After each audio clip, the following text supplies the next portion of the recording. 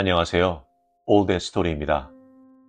오늘 소개 작가는 영국의 소설가이자 극작가, 그리고 문학평론가인 그레이엄 그린입니다. 그린은 1904년 영국 버크 햄스티드에서 태어나 런던 타임즈의 부주필로 있으면서 작가 활동을 했습니다. 그의 작품의 특징은 항상 쫓기는 자의 불안과 공포를 재미있게 묘사하여 악의 세계를 그림으로써 오히려 신의 사랑을 증명하는 데 있습니다. 오늘 작품은 1939년에 쓰여진 피고인의 증언입니다. 어떠한 살인사건에 많은 증인들이 있지만 무거운 집행을 피해 나가려고 하는 여러 가지 상황들이 재미있게 전개됩니다. 그럼 어떠한 이야기가 쫄깃하게 진행되는지 편안한 마음으로 감상하세요. 피고 측의 증언. 그레이엄 그린. 법원을 오랫도록 출입해왔던 고참 기자인 나로서도 이제껏 본 일이 없는, 그것은 정말이지 기가 막히게 극적인 재판이었다. 신문 지상에서는 파커 살인사건으로 알려져 온 그 강력사건의 재판을 방청한 나로서는 어쩌면 일생에 한두 번이나 있을까 말까한 기묘한 경험을 한 셈이었다. 검사 측이나 변호인 측에서 채택한 정황 증거에 따라 재판의 결과가 결정적으로 달라질 만한 상황에서는 간혹 배심원들의 무거운 침묵이 법정의 분위기를 좌우하곤 한다. 사실 그럴 수밖에 없는 일인지도 모른다. 불쑥 제기된 하나의 정황 증거에 따라 재판의 결과가 180도 달라진 예가, 특히나 결정적인 오심이 나올 수밖에 없었던 예가 이제까지 수도 없이 많았으니까. 하지만 누가 봐도 이번 사건은 그럴 만한 소지가 없는 경우였다. 피고가 살인을 저지른 상황을 그대로 목격한 증인이 있는 마당이니까 뭐 더 할 말이 필요하겠는가. 검사의 논고가 진행되는 동안 피고인석에 앉아있는 남자가 무죄를 선고받게 되리라고 생각한 사람은 아무도 없었다. 피고는 눈이 벌겋게 충혈된, 하지만 떡 벌어진 체격을 가진 남자였다. 그는 특히나 언뜻 보기에도 튼튼한 하체 근육을 가진 사람이었는데 어느 모로 봐서도 살인을 저지를 만큼 흉측한 인상을 충분히 풍기고 있었다.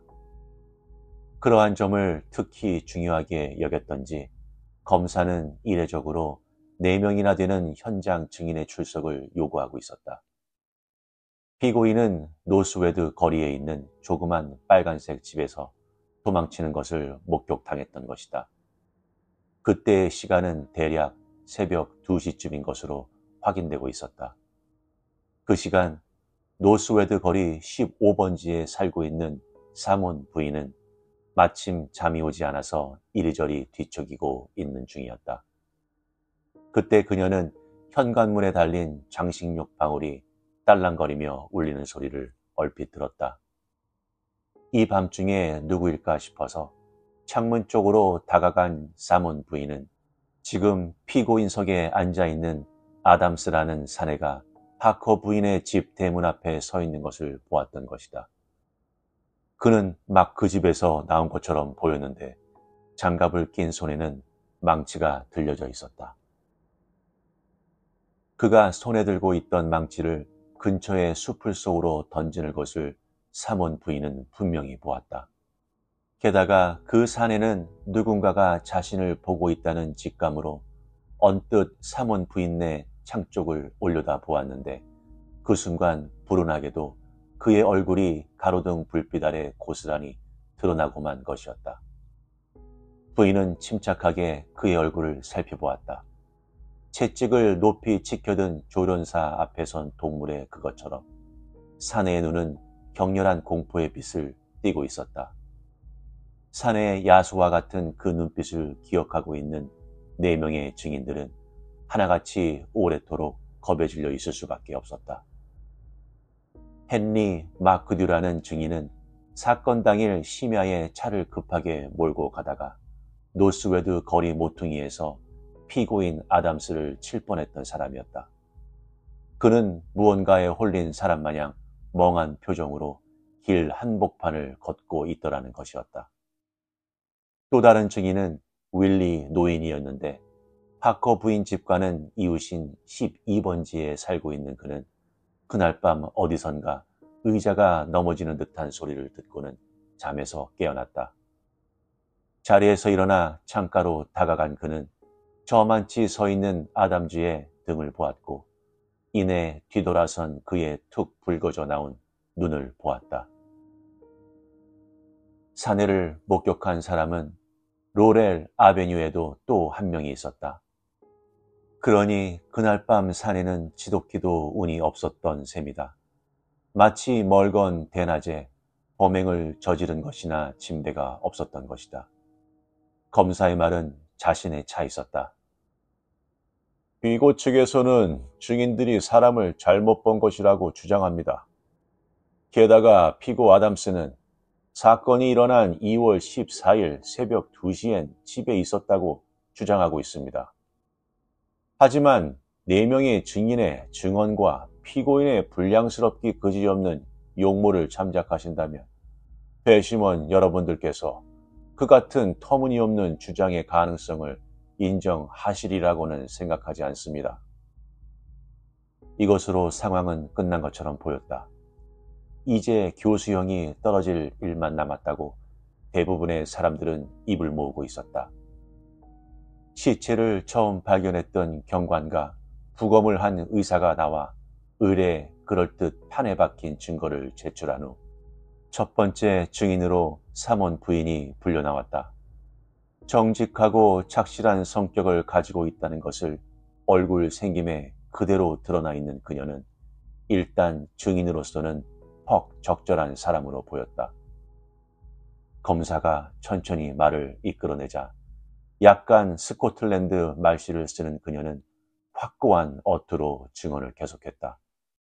어떤 감정에 휩싸여 있지도 않고 붉은색의 법원 옷차림의 판사와 속기사 앞에서 필요 이상의 거드름을 피우거나 하지도 않았다.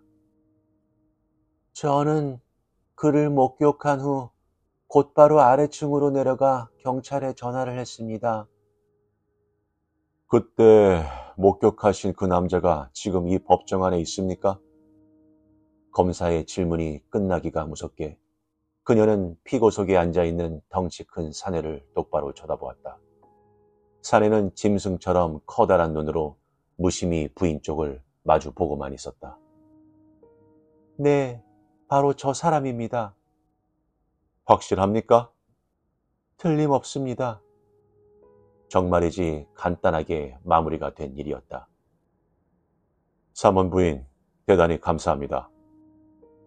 검사는 이 말을 끝으로 의기양양하게 자리로 돌아갔다. 이제 변호사가 반대 신문을 할 차례였는데 나처럼 많은 살인사건을 취재해본 경험이 있는 기자라면 그가 어떤 식으로 반격을 해올지는 대강 짐작할 수 있는 일이었다. 처음 어느 만큼까지는 나의 예상이 그대로 맞아떨어졌다. 사몬 부인, 당신의 증언에 한 사람의 생명이 달려있다는 사실은 알고 계시겠죠? 잘 알고 있습니다. 시력은 좋으신 편입니까? 이제껏 안경을 껴본 적은 없습니다. 연세가 55이시죠? 56입니다. 그러니까 그때 당신이 목격하셨다는 남자는 길 건너편에 있었다는 거죠? 그렇습니다. 그때가 새벽 2시였는데요. 그렇다면 상당히 눈이 좋으신 편이로군요, 사몬 부인. 그건 아닙니다. 달이 환하게 떠 있었던 데다가 그 사람이 이쪽을 올려다볼 때 마침 가로등 불빛이 그의 얼굴에 비쳤던 것입니다. 그렇다면 당신이 목격하신 남자가 바로 여기 있는 이 피고인이 틀림없다고 자신할 수 있으신 겁니까? 마지막에 던진 변호사의 그 질문이 무슨 의도를 갖고 있는지 나로선 알 도리가 없었다.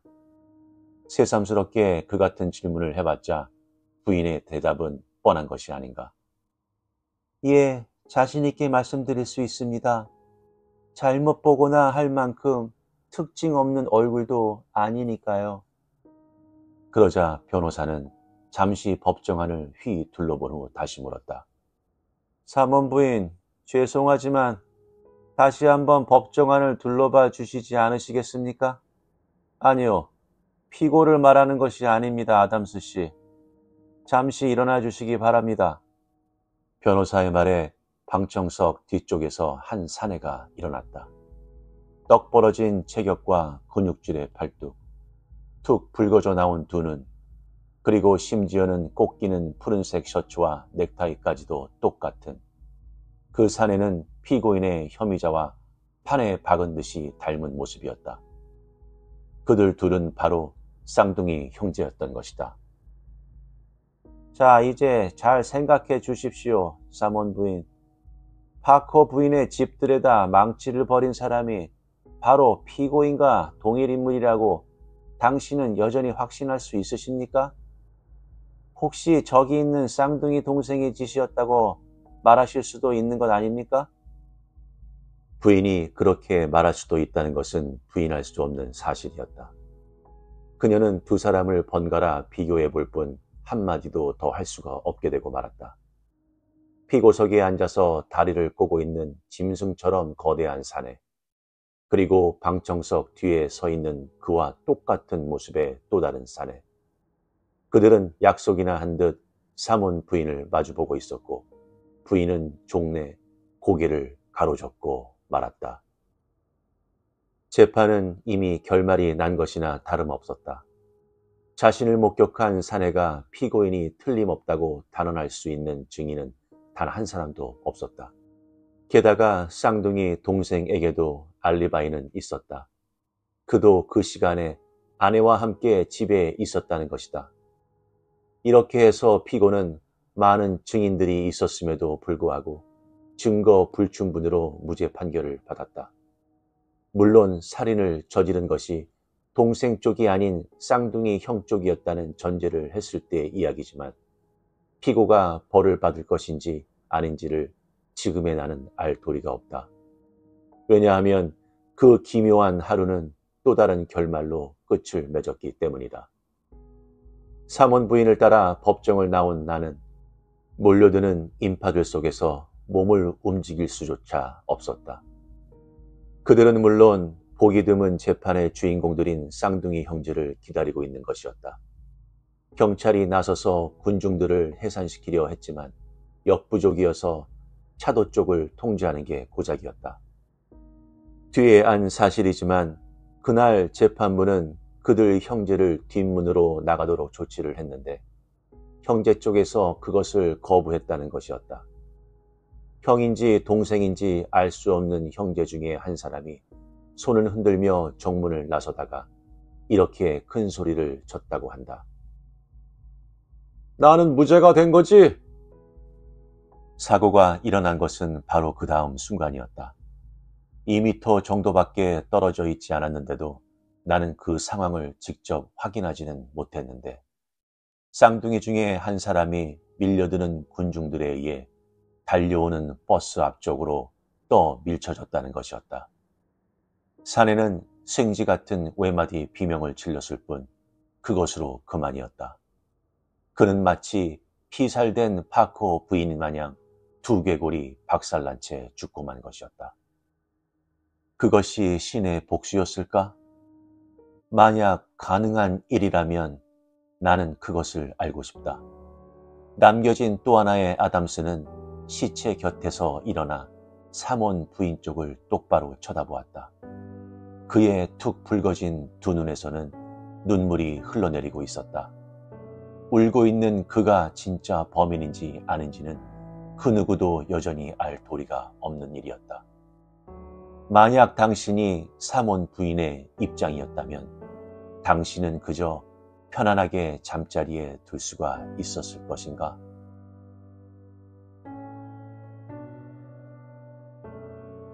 어떠셨나요?